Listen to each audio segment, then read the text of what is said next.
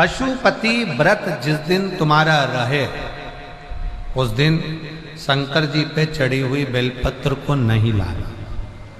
जिस दिन तुम्हारा पशुपति व्रत रहे शिव जी का पूजन करने जाओ, उस दिन जल का जो भाग लेकर आते हो पीने के लिए वो नहीं।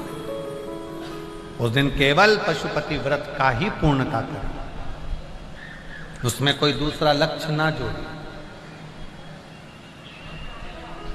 केवल पशुपति व्रत के स्थान पर समर्पित कर दो और बेलपत्री अशोक सुंदरी वाली जगह पर समर्पित कर दो।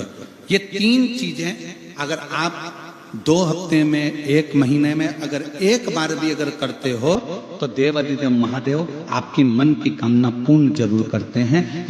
मैंने तो डेरा तेरे दर पे डाला, ये दुनिया जले तो जले, नाथ मेरे संग रहना।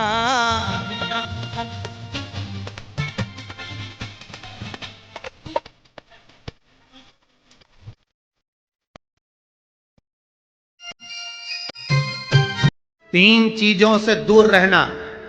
दूसरे की 3 चीजें हमारे पास नहीं आना चाहिए। पांव की चप्पल जूता, दूसरे नंबर पर छाता, तीसरे नंबर पर मांग का टीका। माताएं अगर एकादशी का व्रत कर रही है, सोमवार का कर रही है, मंगलवार का कर रही, बुधवार का करे, गुरुवार का करे, चतुर्थी का करे, तीज का करे, छठ का करे, आप जो भी व्रत करते हो उस व्रत का विधान स्कंद पुराण में लिखा हुआ है। और स्कंद पुराण में क्या वर्णन लिखते हैं कि नारी जब सौभाग्यवती हो जाती है, लड़की की जब शादी हो जाती है और वो अपने पति के घर में जब रह रही होती है, पति के संग रह रही होती है, तो पति के घर में रहकर जितना भजन पूजन करती है, जितना स्मरण करती है, वो उसके द्वारा किया गया भजन पूजन व्रत आराधना उद्यापन चाकरी दर्शन, ये सब का फल उसके पति के खाते में भी जाता है और उसके पुत्र और पुत्री के भी खाते। मंदिर जाने से दुख नहीं कट रहा।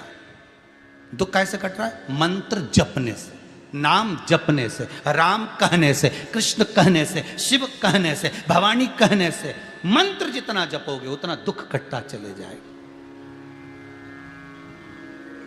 उतना दुख। जब कोई कपास की बाती का निर्माण करता है, कपास की बाती को बनाता है, उसमें जितने कपास के रुए होते हैं एक वो एक रुए जब जुड़ते हैं और घी में लगकर जिस देवता के सामने लगते हैं, जिसने बाती का निर्माण करा है, उसको 1000 अश्वमेध यज्ञ के बराबर फल प्राप्त हो जाता है। जब कोई 108 अक्षत के दाने हाथ में हो और आपकी कामना कर कर जिस कार्य के लिए आपने बाबा को आज स्पर्श किया है, हाथ में लेकर जहां आपने चंदन लगाया है उसी जगह पर हथेली से बाबा को चंदन वाले स्थान पर उस 108 चावल के दाने को रख देना चाहिए, छोड़ देना चाहिए या लगा देना चाहिए। विशेष अर्घ का महत्व किसी कर्मकांडी ब्राह्मण से अवश्य पूछना कि उसका फल क्या है।